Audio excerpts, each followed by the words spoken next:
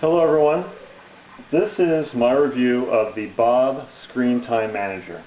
It is a box that allows you to control the TV as to how many hours the kids can watch TV.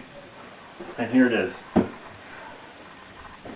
There's very few of these types of devices on the market, and by far this is the best.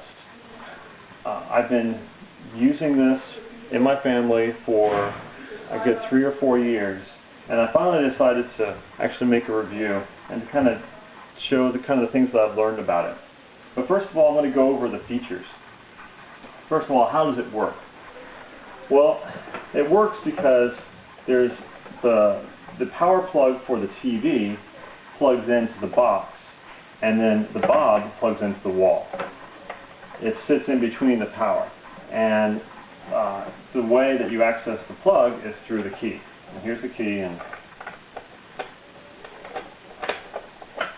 pull the back off. Of course, this plugs in right here.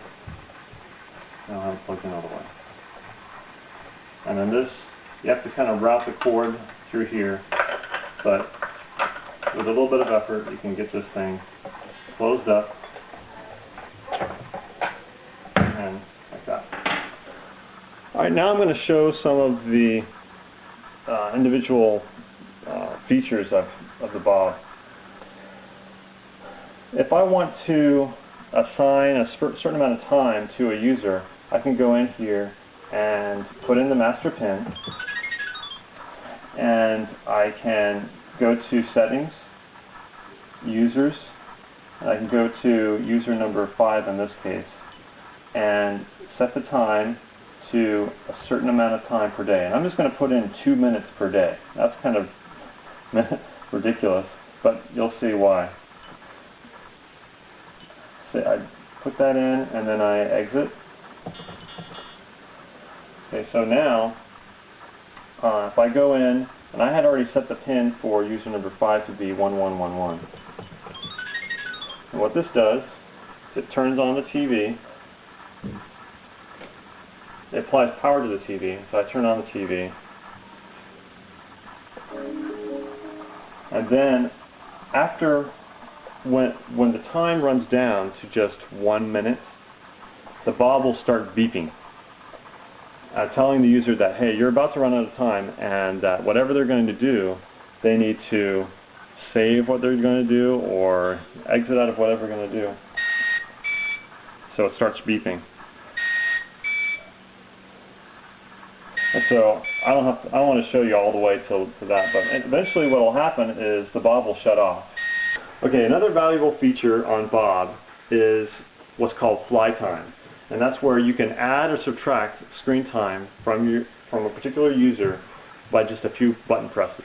So, for example, if my son has done his chores that day, or has done some extra chores and deserves some extra screen time, I just hit these 2 buttons, and I enter in the master pin, and I choose the user, and then I can just hit right for adding time, or left for subtracting time.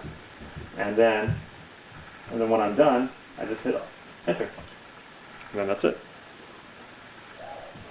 The next feature I want to talk about is automatic shutoff. This is a really nice feature in that Bob will detect how much current is being drawn by your TV, and when the user turns off the TV, Bob will detect that and automatically log the user out so that their time doesn't end up going down to 0 without them watching TV. So, for example, I'm going to turn off the TV, and after a few seconds, Bob will detect that power's turned off, and it'll automatically log out, just like that. Okay, the next thing I want to talk about is the one thing that's interesting about this, or one thing that was a problem with the automatic shutoff, is that for my particular TV, the TV does not draw a continuous or a steady amount of current all the time. And so we had a problem where Bob would shut off in the middle of a movie. Like the screen would go dark in the middle of like a dark scene, and then all of a sudden the TV would just turn off. And so that was a real annoyance.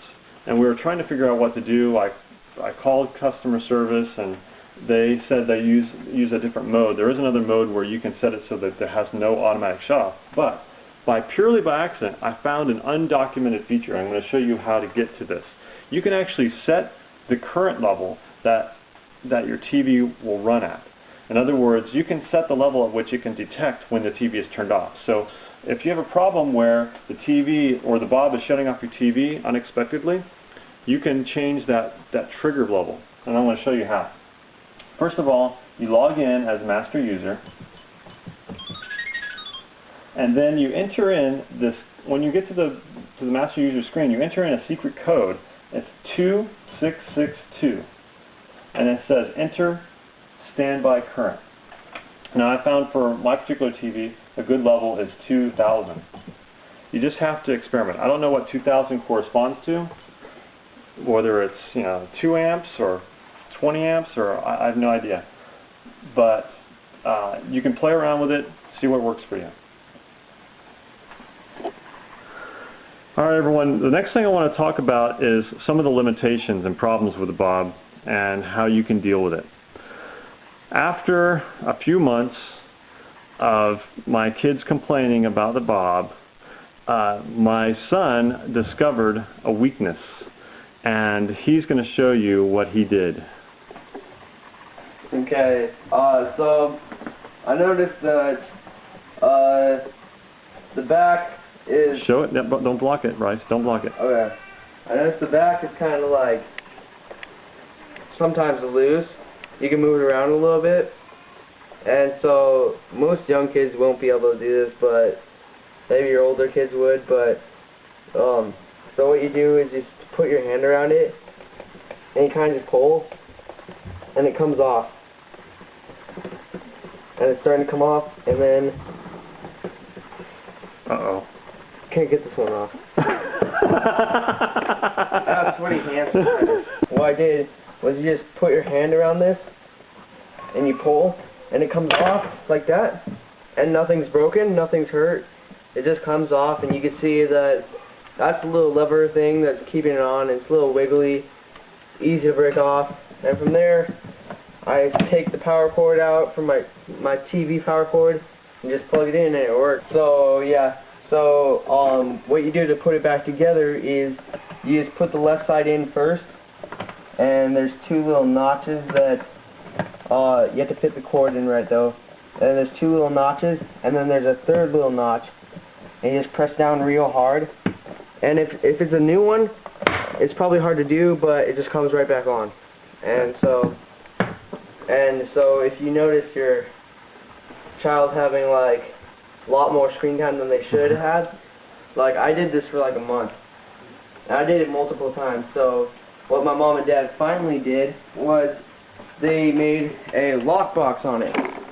So as you can see, there's like a lock, there's that, and I broke through that because there's the screw, and I just unscrewed it and broke it open. But if I use a tamper-proof screw, then it there's no problem with it, right? Yeah, and so, but most kids should not be able to figure that out. So this is kind of a kludge, but it worked for Bryce, and it kept him honest. So. Yep. Okay, the last few things I want to mention here about the Bob is, obviously I love this device because it has really brought harmony into our home. Because before we had a lot of arguments about how much time they were spending on the video games, watching TV. We'd always have to keep an eye on the TV. Now it's automatic. When they're out of time, they're out of time. They have to do something else. And I have to tell you that it's a really great reward and punishment mechanism. To reward my kids for doing good things, I just give them more screen time. To punish them, I take away screen time. And also, I have to say that the Bob actually saves money. It actually pays for itself easily. How would a device like this pay for itself?